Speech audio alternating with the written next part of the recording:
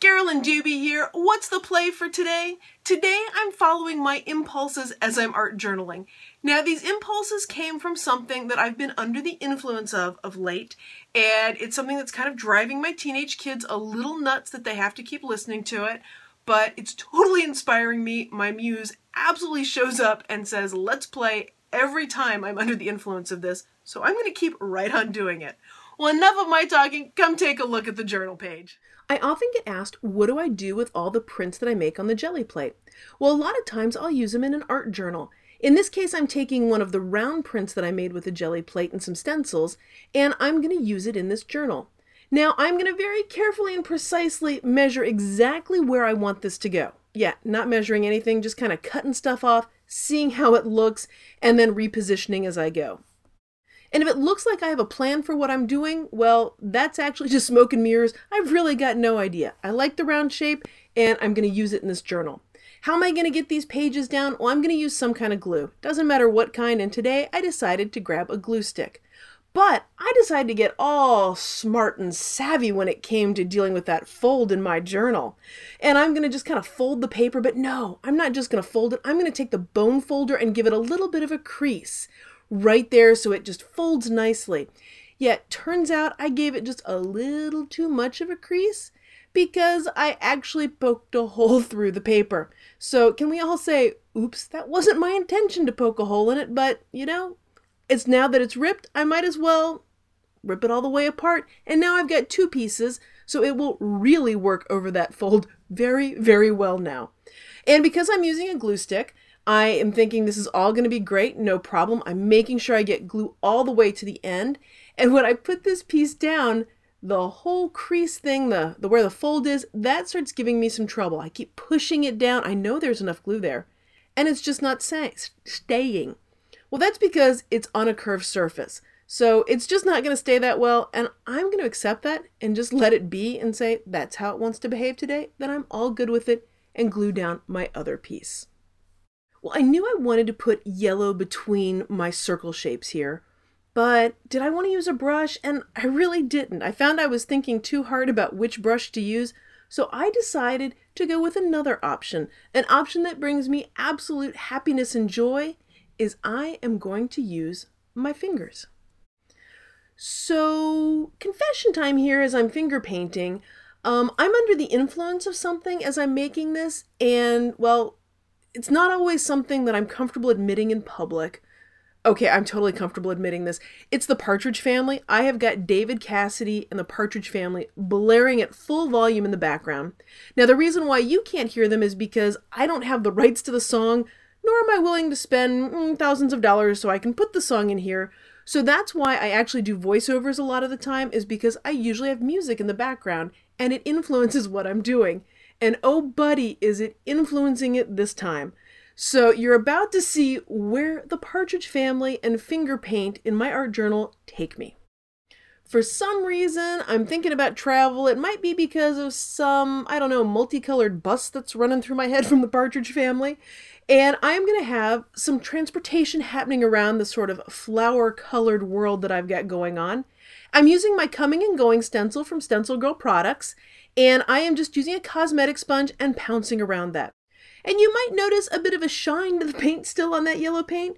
Well, that's because it's still wet. I just wasn't willing to wait as I put my little purple cars all around my flower kind of world here. I'm going to put these right here. I was really careful to line up the wheels so that they were just, you know, both wheels were right on the planet type surface here. And one of the things that I ended up doing is creating some tailgating. So we apparently have some people that are also impatient driving around the world, and we are going bumper to bumper on this. Totally not my intention. I guess we can call it an oops, and I'm going to go with it, and I'm going to make sure that we have some serious tailgating going on with the other cars that I add on here.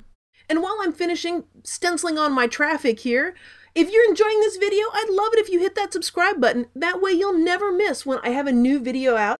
Well, I've just about got my traffic finished here, and there's a little bit of room for a fourth car, so I am just going to put basically the front bumper of a car on here. Well, I started to feel the urge for some sparkle. So I grabbed some 3D stamp paint from Viva, a paintbrush, which, and by the way, the colors matched up so well for the paint. I am super excited because what that means is I don't have to paint very carefully and it'll all still look good. So I'm just adding little touches of shimmer into the windows and the wheels because, you know, that's what would sparkle on a car, would be the windows and wheels. Yeah, totally making this stuff up as I go. Now, if you've seen many of my videos or visited my blog much over at acolorfuljourney.com, you know that whenever there's white space, I want to add color to it. And so the pattern that I've got here from Ray's Stencils, also over at Stencil Girl, totally was calling to me for some color. And so to stay within those fine lines, I am grabbing a bottle that has a very fine tip that I filled with ink or paint. I'm not sure which of it. If you put something runny in it and it comes out, it works just fine. If you want to know more about the fine liner or the details with that, over on my blog at acolorfuljourney.com, I've got links to everything that I'm using in the video. And since I am completely under the influence of the Partridge Family, I have to get some kind of music something going here. So I grabbed a stencil by Nancy Curry, and I'm not going to use the word that's on it. So I'm just going to put a piece of tape over it, or maybe two because a little piece didn't get covered up. Put the tape over it, that way the word doesn't show up. And what I think I'm going to do is do the entire symbol there. So I'm going to get the whole, the treble clef with it and the notes. That was the plan. And then I decided, no, I just want the cute little notes. Even though the treble clef is awesome, I want the little notes because I want it to look like little music coming from the cars.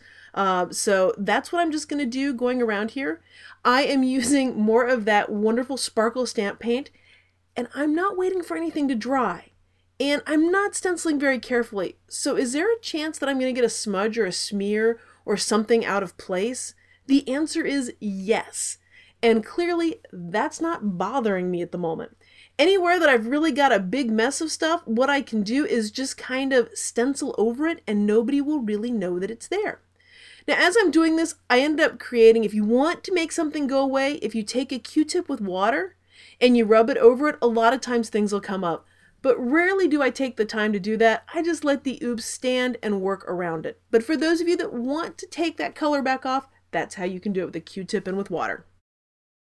Still wanted some more on this, in part because I just wanted to keep playing, so I brought that fine liner back, and I'm just going to add some outlines to things. And I was kind of surprised when I did the other world, or the world down there, the circle, I realized there was like a flower that I missed. I'm like, oh, how did I completely miss that? It was right there, look at that white space.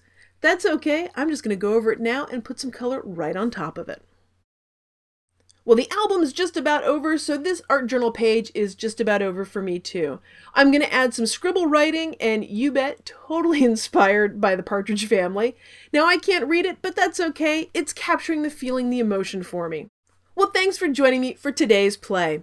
If you've enjoyed this and would like to see more play, head on over to my blog at acolorfuljourney.com, where I've got a free newsletter, and every time I send out a newsletter, there's always some kind of goodie or treat inside of it that's exclusively for newsletter friends. Thanks for being a part of this colorful journey.